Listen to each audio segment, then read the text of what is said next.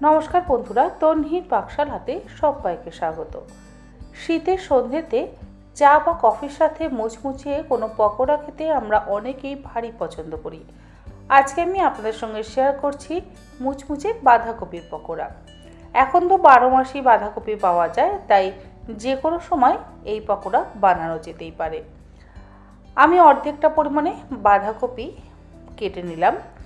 এবারে মাঝখান থেকে আরও একটা ভাগ করে নিয়ে লম্বা লম্বা আর সরু সরু করে কেটে নিচ্ছি।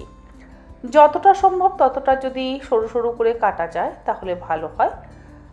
আমি এখানে ছুরি দিয়ে কাটছি, আপনারা চাইলে কিন্তু বটি দিয়েও বাঁধাকপি কেটে নিতে পারেন।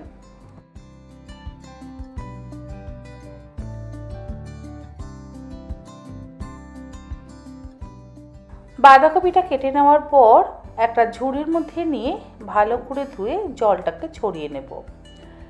নিয়েছি এখানে 1 মুঠো ফ্রেশ ধনেপাতা। বাঁধাকপির পকোড়াতে বেশ অনেকটা পরিমাণে ধনেপাতা আমি ব্যবহার করছি। আপনারা আপনাদের নিজেদের পরিমাণ মতন ধনেপাতা কিন্তু অবশ্যই ব্যবহার করতে পারেন। আমি বেশ অনেকটা পরিমাণেই ধনেপাতা কুচিয়ে নিচ্ছি, তবে এমন নয় যে মিহি করে কুচোতে হবে, মোটামুটি একটু বড় বড় টুকরো করে কেটে নিলেই যথেষ্ট। ধনেপাতাটা কুচিয়ে নেওয়ার পর এবারে ধুয়ে জল ঝরিয়ে নেওয়া বাঁধাকপিগুলো একটা পাত্রের মধ্যে নিয়ে নিলাম। তারপরে তার মধ্যে দিয়ে দিচ্ছি কুচিয়ে নেওয়া ধনেপাতা। দেখুন, আমি বেশ অনেকটা পরিমাণে ধনেপাতা কিন্তু এর মধ্যে ব্যবহার করেছি। 2টো বড় সাইজের পেঁয়াজ লম্বা লম্বা আর পাতলা পাতলা করে কুচিয়ে নিচ্ছি। আমি এখানে বেশ যথেষ্ট বড় সাইজের পেঁয়াজই কিন্তু ব্যবহার করেছি। বেশি পরিমাণে যদি একটু পেঁয়াজ ব্যবহার করা হয় খেতে অসম্ভব ভালো হয়।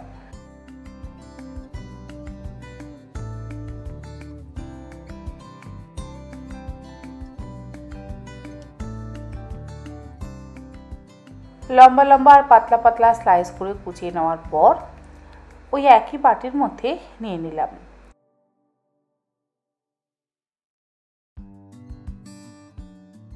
সাত আটটা কাঁচা লঙ্কা আমি একদম মিহি করে কুচিয়ে নিচ্ছি। এই ধরনের মুচমুচে পকোড়াতে যদি ঝালটা কম হয় তাহলে আমার মনে হয় খেতে ভালো লাগে না। এগুলো একটু যদি ঝাল ঝাল হয় তাহলে বেশি ভালো লাগে। তবে আপনারা আপনাদের নিজেদের স্বাদ অনুসারে ঝালের ব্যবহার করবেন। কাঁচা লঙ্কাটা কুচিয়ে নিয়ে ওই একই পাত্রের মধ্যে দিয়ে দেব।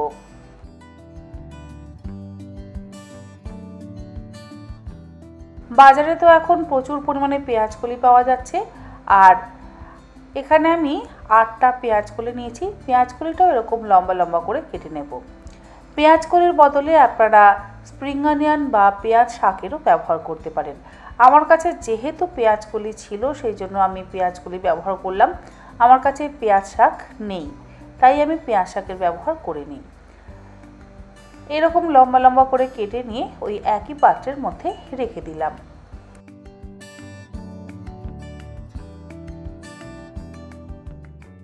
আট 10টা রসুন থেতো করে নিয়ে এর মধ্যে দিয়ে দিচ্ছি। রসুন যদি আপনারা চান দিতে পারেন, আর যদি না চান নাও দিতে পারেন, কিন্তু রসুন দিলে গন্ধটা অসম্ভব ভালো হয়। স্বাদ অনুসারে লবণ দিয়ে দিলাম। এবারে সব কিছু একসাথে খুব ভালো করে মেখে নিচ্ছি। লবণ দিয়ে মাখলে দেখবেন প্রচুর পরিমাণে জল বেরোবে, কারণ বাঁধাকপি থেকেও জল বেরোবে, আবার পেঁয়াজ কলি, পেঁয়াজ, ধনেপাতা সমস্ত কিছু থেকে কিন্তু জল বেরোবে। খুব ভালো করে মিনিট 5 সময় ধরে আমি হাত দিয়ে মেখে নিচ্ছি।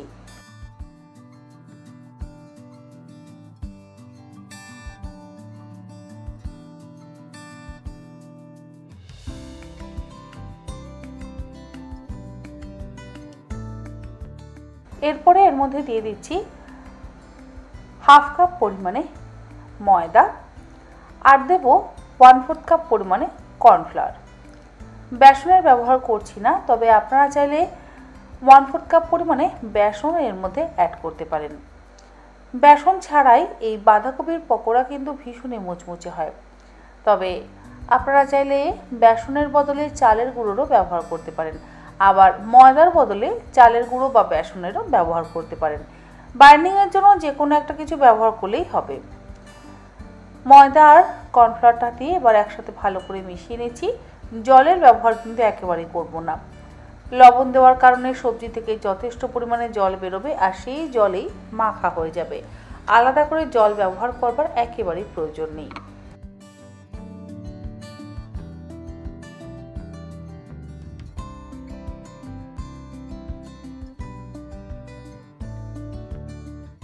খুব ভালো করে আমার সমস্ত কিছু একসাথে মাখা হয়ে গেছে।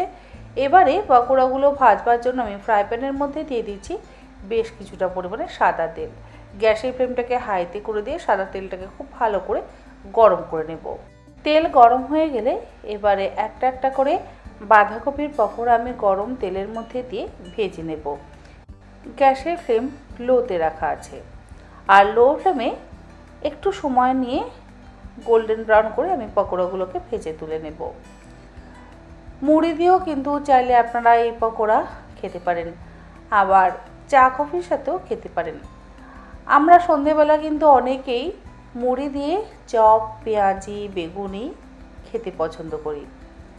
সেই জন্য বললাম মুড়ি দিয়েও বাঁধাকপির পকোড়া খেতে অসম্ভব ভালো লাগবে। আবার গরম ডাল ভাতের সাথেও এইরকম মুচমুচে বাঁধাকপির পকোড়া বানিয়ে খাওয়া যায়।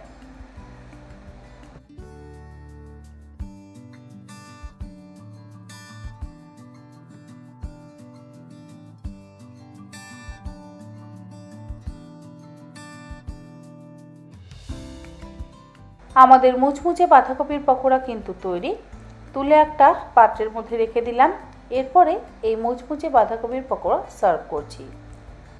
কি কি দিয়ে বাঁধাকপির পকোড়া খাওয়া যায় সেটা আর আশা করি আপনাদেরকে বলে দিতে হবে না। যাই হোক, আমি এখানে টমেটো সসের সাথে সার্ভ করছি।